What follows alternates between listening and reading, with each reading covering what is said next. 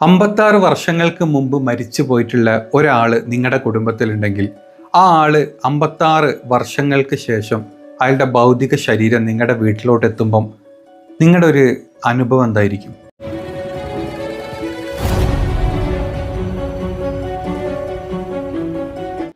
അതെ, തോമസ് ചെറിയാൻ എന്ന് പറഞ്ഞിട്ടുള്ള ഇന്ത്യൻ സൈനികൻ തൻ്റെ 18ാമത്തെ വയസ്സിൽ 56 വർഷങ്ങൾക്ക് മുമ്പ് ചണ്ഡീഗഡിൽ നിന്ന് ലേയിലോട്ട് പോകുന്ന ഒരു സോവിയറ്റ് യൂണിയൻ നിർമ്മിത വിമാനത്തിൽ, ഇന്ത്യൻ സൈനിക വിമാനത്തിൽ 102 പേരെ കൊണ്ട് പോകുന്ന സമയത്ത് ഈ ഹിമാചൽ, അതായത് നമ്മുടെ ഹിമാചൽ പ്രദേശിൽ അവിടുത്തെ മഞ്ഞുകട്ടകളിലോട്ട് ഈ വിമാനം തകർന്നു വീഴുകയായിരുന്നു. 102 പേര് ആ വിമാനത്തിലുണ്ടായിരുന്നത്. അന്ന് കാണാതായിട്ടുള്ള ഒരാളായിരുന്നു നമ്മുടെ തോമസ് ചെറിയാൻ. അതിനുശേഷം 2003 ഈ സ്ഥലത്ത് നിന്ന് വിമാനത്തിൻ്റെ അവശിഷ്ടങ്ങൾ കണ്ടെത്തുന്നു. അന്നു മുതൽ തെരച്ചിൽ തുടങ്ങിയതാണ്. അങ്ങനെ തെരച്ചിൽ തുടങ്ങിയിട്ട് 2019 5 പേരുടെ മൃതദേഹം അതിൽ നിന്ന് കിട്ടുന്നുണ്ട്. അതിനുശേഷം ഇപ്പോൾ 2024 കഴിഞ്ഞ ആഴ്ച ഈ പറഞ്ഞ മലയാളി സൈനികനടക്കം മറ്റ് 5 പേരുടെയും കൂടെ മൃതദേഹം ആ മഞ്ഞിൽ പുതിഞ്ഞു കിടക്കുന്നുണ്ടായിരുന്നു. ഇപ്പോഴും അതുപോലെ തന്നെ ശരീരം അതുപോലെ തന്നെ നിൽക്കുന്നുണ്ട്. അന്ന് മരിച്ച് 56 വർഷങ്ങൾക്ക് മുമ്പ് മരിച്ചുപോയ അദ്ദേഹത്തിൻ്റെ ഭൗതിക ശരീരം ഇന്നലെ നമ്മുടെ നാട്ടിലെത്തി. എല്ലാ തരത്തിലുള്ള സൈനിക ബഹുമതികളോടും കൂടി ആ മൃതദേഹം ഇന്ന് അടക്കം ചെയ്യുകയും ചെയ്തു. അദ്ദേഹത്തിൻ്റെ അനിയൻ പറയുന്ന കുറച്ച് വാക്കുകളുണ്ട്. അതായത് അദ്ദേഹത്തിൻ്റെ അനിയൻ അന്ന് പിറന്നിട്ട് പോലുമില്ല. 55 വയസ്സ്, പുള്ളി ജനിക്കുന്നതിൻ്റെ 1 വർഷം മുമ്പ് മരിച്ച തൻ്റെ ചേട്ടനെ, പുള്ളി കണ്ടിട്ട് പോലുമില്ലാത്ത തൻ്റെ ചേട്ടൻ്റെ മൃതശരീരം 56 വർഷങ്ങൾക്ക് ശേഷം ഇന്ന് വീട്ടിലെത്തി. ആ ഒരു സങ്കടമാണോ, അതോ ഒരിക്കലും കാണാൻ പറ്റാത്ത ഒരാളുടെ ഭൗതിക ശരീരം, അതും സ്വന്തം ചേട്ടൻ്റെ, അവരുടെ കുടുംബക്കാരുടെ, കസിൻസിൻ്റെ, അദ്ദേഹത്തിൻ്റെ അച്ഛനും അമ്മയൊക്കെ മരിച്ചു പോയിട്ടുണ്ട്, അതേ സ്ഥലത്ത് അദ്ദേഹത്തിന് അടക്കം ചെയ്യാൻ പറ്റി എന്നുള്ള ഒരു സന്തോഷമാണ് ഈ ചേട്ടന് എന്നുള്ളതാണ്. വല്ലാത്തൊരു അനുഭവമായിരിക്കും അത്. 18 വയസ്സുള്ളപ്പോഴുള്ള തോമസ് ചെറിയാൻ്റെ ചിത്രമാണിത്. ഈ ചിത്രമാണ് ഇലന്തൂരിലെ വീട്ടിൽ ഈ ആദരാഞ്ജലി അർപ്പിച്ചുള്ള ബോർഡുകളിലൊക്കെയും പതിച്ചിട്ടുള്ളത്.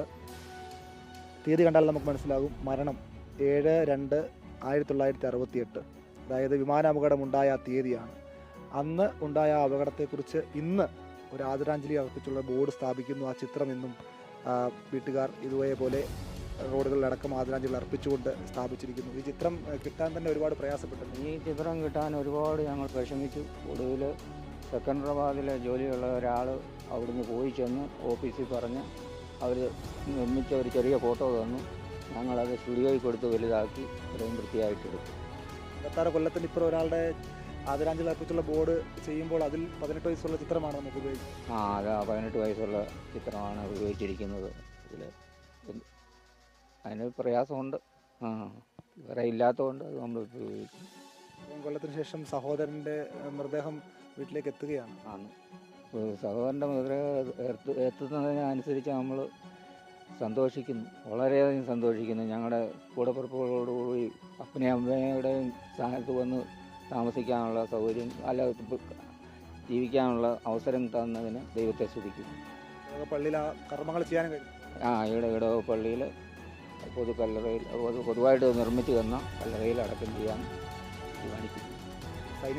ഈ പറഞ്ഞ പുള്ളി കേട്ടിട്ട് മാത്രമല്ല, തൻ്റെ സഹോദരൻ്റെ ഭൗതിക ശരീരം 56 വർഷങ്ങൾക്ക് ശേഷം വീട്ടിലോട്ട് എത്തുന്നൊരവസ്ഥ, അദ്ദേഹത്തിൻ്റെ മക്കളുടെയും മറ്റ് കൂട്ടുകുടുംബങ്ങളുടെയും ഒരു അവസ്ഥ.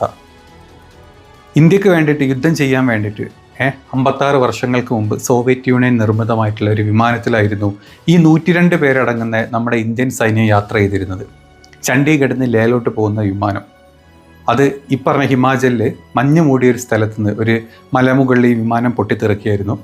അങ്ങനെ അവിടെ വീഴുകയാണ്. അന്ന് ഒരുപാട് പേരുടെ ശരീരം, ഒരുപാട് പേരെയൊക്കെ അന്ന് തിരിച്ച് കിട്ടി. പക്ഷേ അതിന് അപ്പോഴും കാണാതായി 20ഓളം പേര് അതിലുണ്ടായിരുന്നു.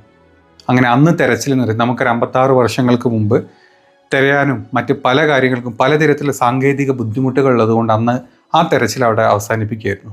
അങ്ങനെ 2003 വീണ്ടും അതുവഴി പോകുന്ന സമയത്ത്, അല്ലെങ്കിൽ അതുവഴി പോയ ആളുകൾ ഈ വിമാനത്തിൻ്റെ അവശിഷ്ടങ്ങൾ അവിടെ കണ്ടെത്തുന്നു. അങ്ങനെ അന്ന് വീണ്ടും തെരച്ചിൽ തുടങ്ങുന്നു.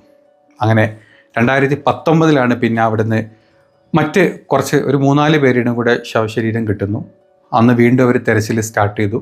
അങ്ങനെ ഇക്കഴിഞ്ഞ 3 ദിവസങ്ങൾക്ക് മുമ്പ് 5 പേരുടെയും കൂടെ ശവശരീരം കിട്ടി. അതിലൊന്ന് നമ്മുടെ മലയാളിയായിട്ടുള്ള ജവാൻ തന്നെ.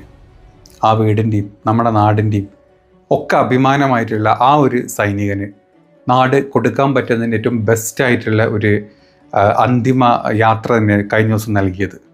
അതിൻ്റെ വീഡിയോസാണ് നമ്മൾ ഈ കാണുന്നത്. തങ്ങളെ വിട്ടുപിരിഞ്ഞ തോമസ് ചെറിയാൻ്റെ മൃതദേഹവുമായി കുടുംബാംഗങ്ങൾക്ക് മുന്നിലേക്ക് പ്രത്യേക വ്യോമസേന വിമാനം പറന്നിറങ്ങിയത് ഉച്ചയ്ക്ക് 1:30.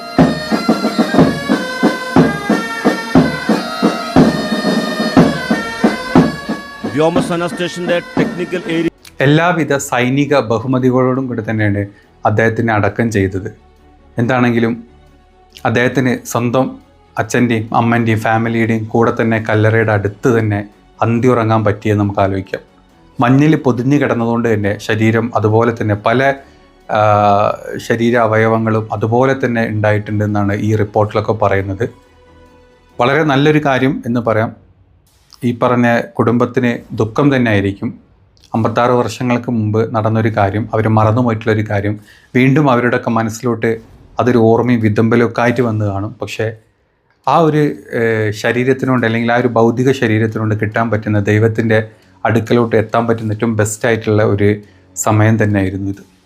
എന്താണെങ്കിലും നമുക്ക് നമ്മളെല്ലാവരെയും കാത്തു സൂക്ഷിക്കുന്ന നമ്മുടെ എല്ലാ ജവാന്മാർക്കും ജയ് ഹിന്ദ്.